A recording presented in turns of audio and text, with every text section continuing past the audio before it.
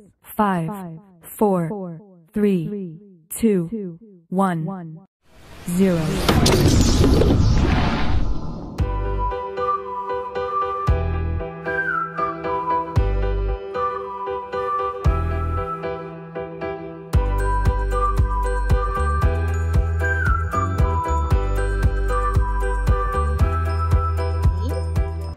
Ya, hari ini kita akan belajar bersama-sama di tema 1, subtema 3 pembelajaran yang terakhir tentang ayo menyelamatkan hewan dan tumbuhan. Mari adik-adik kita belajar dengan penuh semangat. Belajar tentang pentingnya menjaga kelestarian hewan dan tumbuhan sangat menyenangkan.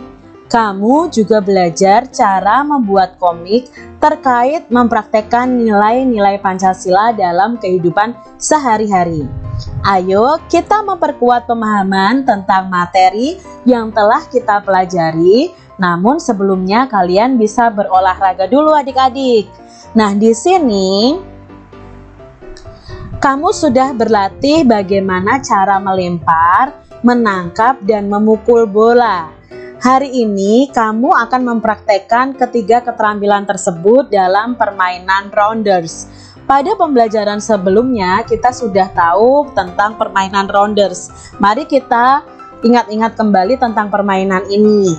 Rounders adalah olahraga permainan yang memiliki peraturan yang hampir sama dengan permainan kasti.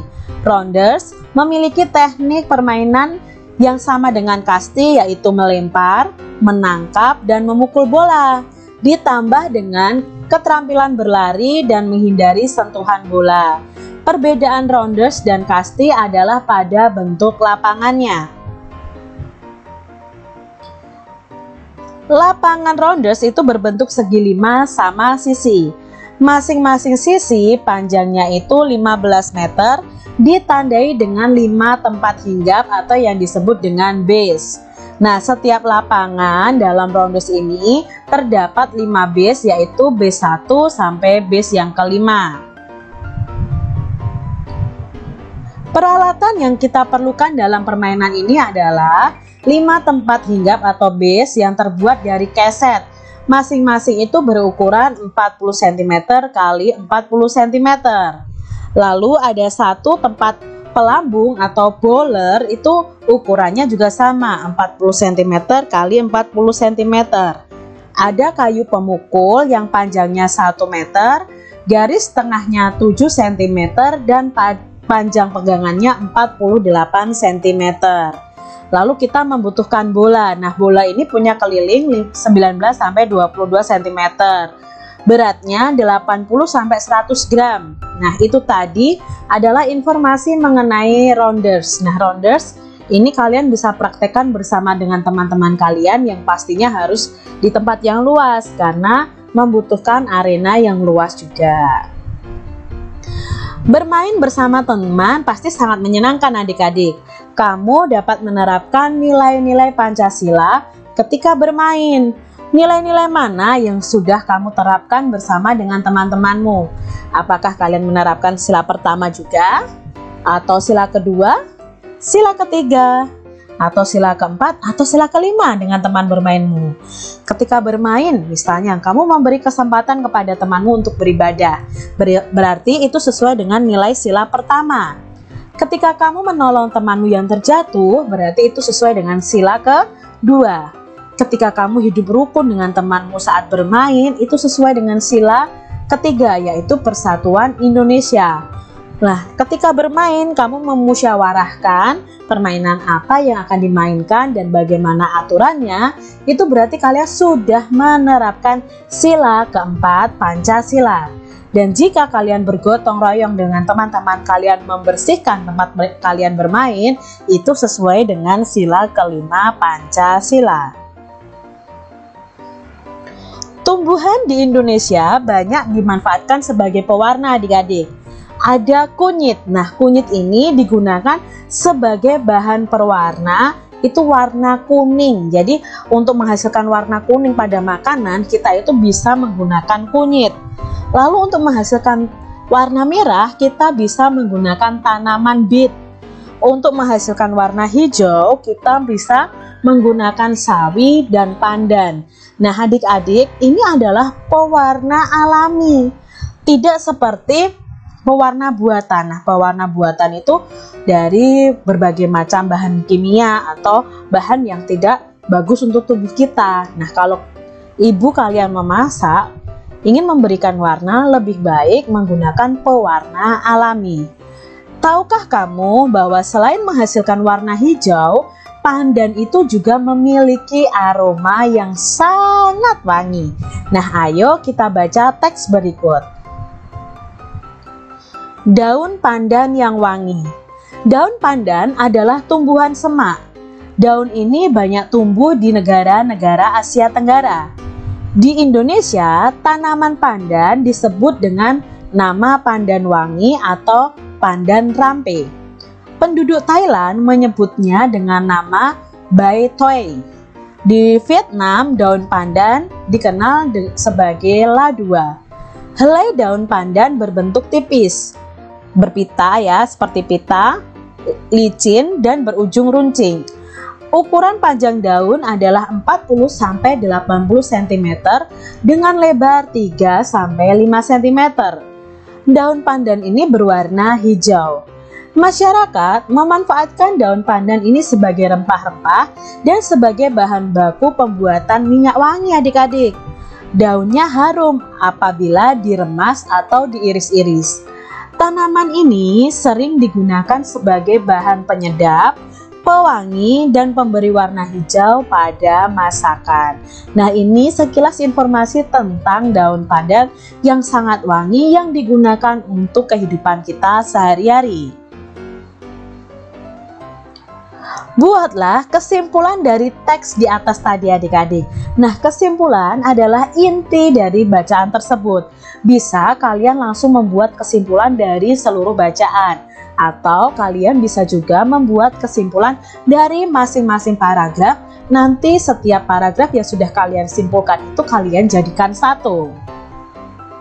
Di sini paragraf pertama, kesimpulan dari Kak Citra dari paragraf pertama ini adalah daun pandan itu adalah tumbuhan semak. Di Indonesia disebut pandan wangi atau rampe. Di Thailand disebut Bai Toi. Dan di Vietnam disebut La Dua. Ini adalah kesimpulan dari paragraf pertama. Lalu kesimpulan dari paragraf kedua. Nah, di paragraf kedua ini menjelaskan tentang ciri-ciri dari daun pandan. Maka ini bisa Kak Citra simpulkan seperti ini adik-adik.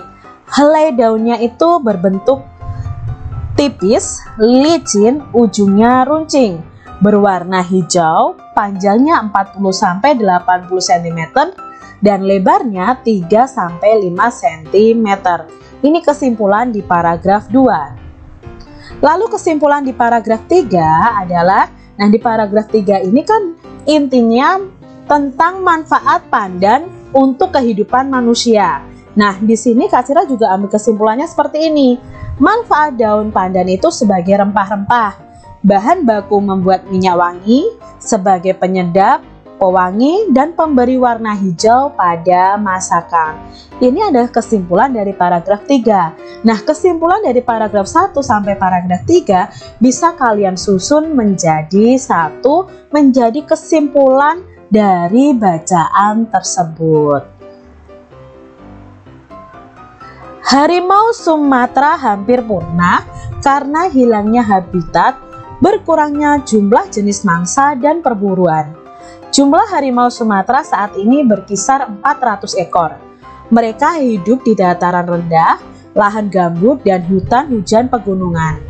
Harimau Sumatera itu bertubuh paling kecil dibandingkan dengan jenis harimau yang hidup saat ini. Harimau jantan yang dewasa itu memiliki tinggi hingga 60 cm. Ukuran panjang hewan ini dari kepala hingga kaki bisa mencapai 250 cm dan beratnya hingga 140 kg. Besar sekali adik-adik ya.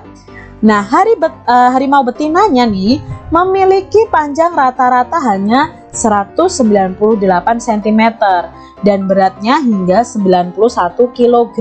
Jadi lebih beratnya itu lebih ringan daripada si harimau jantan. Warna kulit harimau Sumatera merupakan yang paling gelap dari seluruh harimau, mulai dari kuning kemerah-merahan hingga oranye tua. Nah, ini informasi mengenai harimau Sumatera.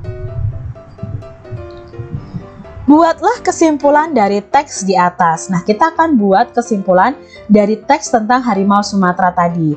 Paragraf pertama. Nah, paragraf pertama ini menceritakan bahwa harimau Sumatera itu hampir punah dan hanya ada 400 ekor.